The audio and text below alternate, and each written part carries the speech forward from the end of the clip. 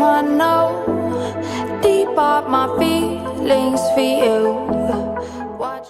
Welcome back to Reality Latest Gist, my good people. Welcome back to your number one channel for latest news on politics and many other cocoa with the sub. For instance, it's our green, white, green country, so maybe Nigeria. And once again, we don't come with breaking news, we don't come with updates. Make a report from my table like this way, I did share, give the general public. And this informates my good people. Now about the things and things where they play for inside Edo State. And the cocoa now be say, once again, the People's Democratic Party and the All Progressive Congress, they don't blast themselves, they don't banter themselves with words. And this time around, as sake of the judgment of the Edo State Governorship Election Petition Tribunal, as they officially dropped their judgment on Wednesday, maybe the second day of April for this year, so maybe 2025. And the judgment, they affirm the victory of the All Progressive Congress, their candidate to be Governor Monday Okpebholo for the Edo State Governorship election will play out. Will happen on the 21st day of September for the year 2024. And normally, my good people, sake of say the judgment, sake of say the ruling in no favor them at all. The People's Democratic Party don't reject the judgment, and them they describe them as a violation of judicial impartiality. Like this now, my good people, the People's Democratic Party are not happy at all. But however, the All Progressive Congress, sake of say the judgment is sweet, their belly no be small. Them now they yarn say the judgment they in line with the will of Edo State people. Life no balance normally, but the judgment now according to the All Progressive Congress, a balance no be small. And my good people, no forget say on Wednesday will be the second day of April. So for this year will be 2025.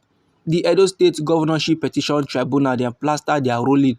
They drop their official judgment, and the tribunal so wey dey led by Justice Wilfred Umpochi last dismissed the petition of the People's Democratic Party, and they upheld the victory of Governor Monday Okpebholo of the All Progressive Congress in the September 21st, 2024 governorship election wey plaster for inside Edo State. The tribunal now dey yarn say the petitioners wey be the People's Democratic Party and their candidates, they no prove the allegation of overvoting. So therefore, now Senator Monday Okpebholo now scored the most valid votes in the election. The tribunal now they find error. Them now they fault the allegations wey they brought to them by the petitioners against the victory of Monday Okpebholo. Them now they yarn say there is no merit in the petition of the petitioners. That is for inside the case where the men carry come, no case they inside at all. And this judgment so where the tribunal then drop, no be lie, it don't spark a widespread reaction. And sake of the judgment, the candidate of the People's Democratic Party will be Asue Ighodalo come vow last say he go appeal the judgment. While the All Progressive Congress now they get joy, them now they give accolade to the judiciary for what they then describe as a landmark judgment. And now sake of say for competition, they always get winners and they always get losers. The People's Democratic Party now for inside statement will then released by their National Publicity Secretary, will be Debo Ologunagba. Then now they yarn say their candidate will be Asue Ighodalo now win the election. You know get to the INEC will be the Independent National Electoral Commission one do, and you know get to the Edo State Governorship Petition Tribunal one tell them that their candidate now to win. Say the things and things now with the tribunal talk for their judgment now a breach of judicial principles.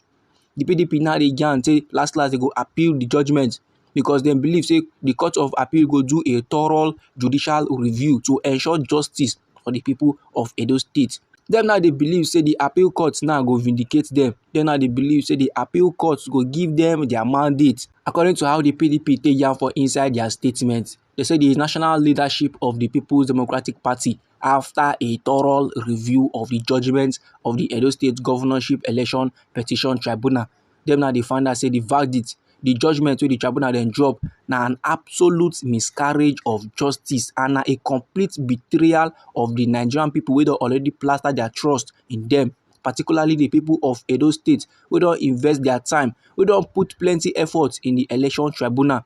And PDP still dey insist say upon the avalanche of evidence wey dem properly present and it was duly admitted by the tribunal, it was very clear saying that their candidate Dr. Asue Ighodalo now win the September 21st, 2024 Edo State Governorship election.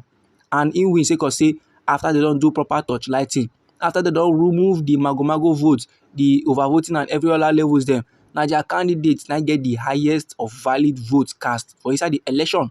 And it is very much disturbing. Say despite the overwhelming evidence and the findings by the tribunal, despite every level now they present, give the tribunal on that very particular day where they do the presenting, The People's Democratic Party last the tribunal can't rob them of their victory. Dis my good people na few of the many comments dem wey dey for inside the statement of Oga Debo Ologunagba. Now after dis statement drop, the chairman of the Edo State PDP caretaker committee wey be Tony Azegbemi, im come still drop im own statement about the matter. And dis im statement now dey drop on Thursday, wey be the 3rd day of April, so for inside dis year wey 2025.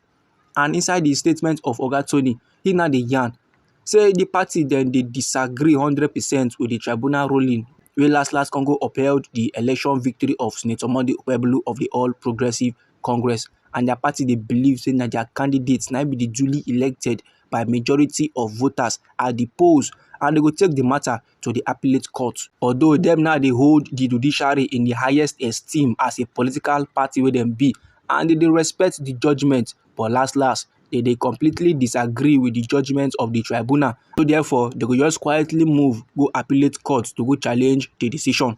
After every Oga Tony Azegbemi come dey yarn, dey give the supporters of Asue, Ighodalo and the supporters of the People's Democratic Party say make dem no panic at all, make dem do the calms and make dem keep the hope alive. Meanwhile, the camp of the All Progressive Congress, that's also jubilation. The APC now dey give accolade to the tribunal sake of say they don affirm the victory of Senator Monday Okpebholo for the governorship election wey plaster for inside Edo State for the 21st day of September. And for inside statement wey one countryman wey dey go by the name Felix Mokpa drop so, and Oga Felix Mokpa na the APC their national publicity secretary. Him now dey yarn for inside the statement say the judgments dey also serve as a confirmation of the will of the people of Edo State. The APC now dey express their confidence say the victory go last motivate Senator Monday Okpebholo to continue to deliver good governance and the benefits of democracy to the people of Edo State. And say these judgments na a landmark judgment, and it validates the overwhelming support of Edo State electorate. And it also dey stand as an affirmation of the popular will of Edo State people. So therefore, them now they applaud the judiciary for their well-reasoned decision in the matter, underscoring its independence, professionalism, and commitment to strengthening democracy in our green country, maybe Nigeria. So after every, the All Progressive Congress constantly give accolade, constantly praise the people of Edo State for their overwhelming support of the APC in the recent election, as well as their presence and continued backing throughout the legal process. Now, my good people, no forget, before the tribunal then drop their judgment, before they drop their official ruling, the PDP will be happy. Them now been get confidence. Them now be the buga say last na then go win the election. Asue is coming, joy is coming. But now it don't clear for eye. It don't shock the PDP. Say now the All Progressive Congress, now the tribunal still plaster as winner of the Edo State governorship election. Now onto this matter, I believe say countrymen get things to talk about. So no let anybody or anything stop you. No let anybody or anything intimidate you. Feel free, make you put your comment inside our comment section. Once again, now we be reality latest gist, and our hobby na to dey give on our reality news on politics and many other koko wey dey sup for inside our green country, so maybe Nigeria. And if you be say you like this update and you go like to receive more, then sharply make you subscribe to this channel. And don't forget to put on the notification bell so that as they bring more news, they come your side, and I go first get the informate and go even receive them sharp.